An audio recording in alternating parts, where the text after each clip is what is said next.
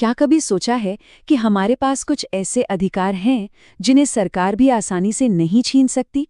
जी हाँ, आज हम भारतीय संविधान के उन्हीं मौलिक अधिकारों को समझने वाले हैं जो हर नागरिक को एक ताकत देते हैं। तो सबसे पहला सवाल यही उठता है कि किसी अधिकार को मौलिक या फंडामेंटल बनाता क्या है। मतलब एक आम अधिकार और एक मौलिक अधिकार में आखिर फर्क क्या है।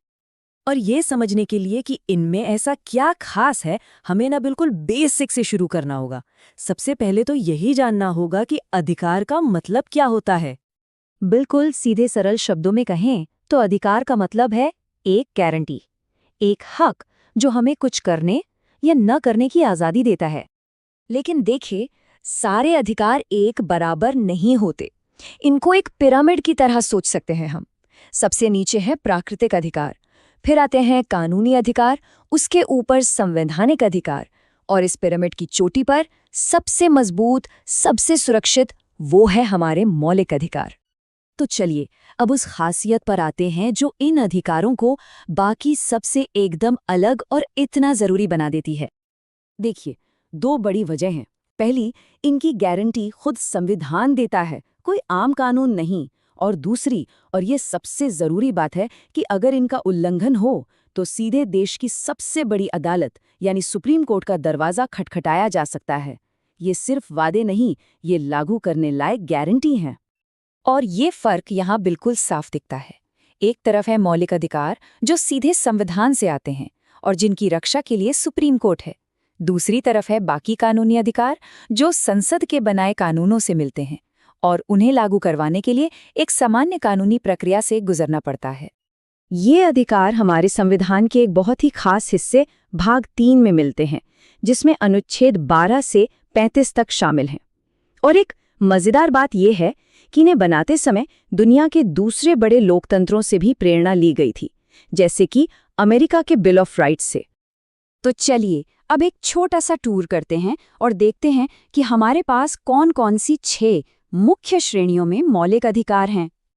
तो आज हमारे पास 6 मौलिक अधिकार हैं, लेकिन क्या पता है, जब संविधान बना था तब 7 थे। संपत्ति के अधिकार को बाद में 44वें संशोधन के जरिए एक कानूनी अधिकार बना दिया गया, मौलिक अधिकार नहीं।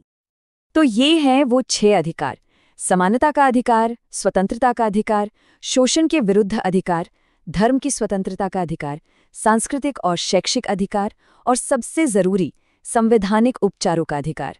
हर एक अधिकार हमारे नागरिक जीवन के एक अहम पहलू को सुरक्षित करता है। चलिए एक उदाहरण से समझते हैं।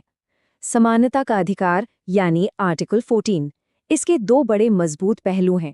पहला, कानून के समक्ष समानता, जो सरकार को किसी के साथ भी भेदभाव करने से रोकता है। और दूसरा, कानूनों का समान संरक्षण, जो ये पक्का करता है कि एक जैसी सिचुएशन में सबके साथ एक जैसा और निष्पक्ष व्यवहार हो। इसी तरह स्वतंत्रता का अधिकार, खासकर अनुच्छेद 19, हमें अपनी बात कहने की, अपनी राय रखने की, शांति से कहीं इकट्ठा होने की या अपनी पसंद का कोई संगठन बनाने की आज़ादी देता है। लेकिन यहाँ एक बहुत ज़रूरी सवाल उठता है, क्या ये अधिकार अनलिमिटेड है? क्या इनकी कोई सीमा नहीं है? तो जवाब है नहीं, ये असीमित नहीं है। संविधान खुद इस बात का ध्यान रखता है। इसमें साफ लिखा है कि ये अधिकार एब्सोल्यूट नहीं है। मतलब राज्य इन पर उचित प्रतिबंध या रीजनेबल रिस्ट्रिक्शंस लगा सकता है। ऐसा इसलिए ताकि किसी एक के अधिकार का इस्तेमाल पूरे समाज के लिए नुकसानदायक न बन जाए। जैसे बोलने की आज़ादी को ही ले लीजिए। अगर बात देश की सुरक्षा की हो, पब्लिक ऑर्डर की हो या किसी की मानहानि की, तो इस अधिकार को सीमित किया जा सकता है। और सोचकर देखिए, जब देश में राष्ट्रीय आपातकाल जैसी कोई असाधारण स्थिति हो, तब तो इनमें से ज्यादातर अधिकारों को सस्पेंड भी किया जा सकता है। लेकिन तब भी कुछ सबसे बुनियादी अधिकार, जैसे जीने का अधिकार और दोष सिद्धि से संरक्षण, हमेशा सुरक्षित रहते हैं। उन्हें कभी नहीं छीना जा सकता। और अब आते हैं उस अधिकार पर जिसे अधिकारों का अधिकार भी कहा जाता है। वो एक गारंटी जो बाकी सभी अधिकारों को सिर्फ कागज पर नहीं बल्कि हकीकत में बदल देती है।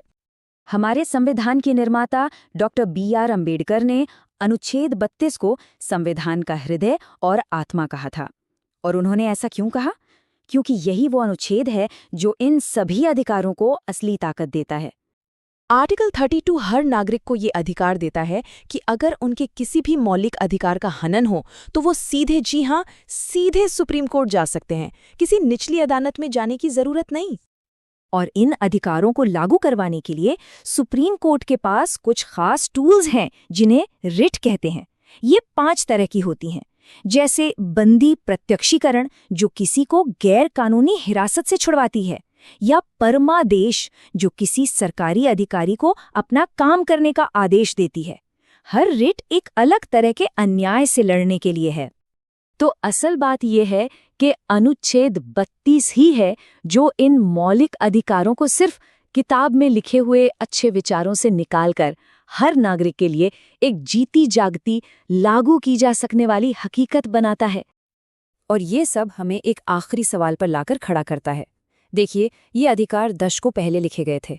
आज हमारा समाज, हमारी टेक्नोलॉजी, सब कुछ बदल रहा है। तो ऐसे में इन मूलभूत अधिकारों की व्याख्या कैसे की जानी चाहिए ताकि आज की नई चुनौतियों का सामना कर सकें? ये एक ऐसी बहस है जो शायद खुद इन अधिकारों जितनी ही मौलिक और ज़रूरी है।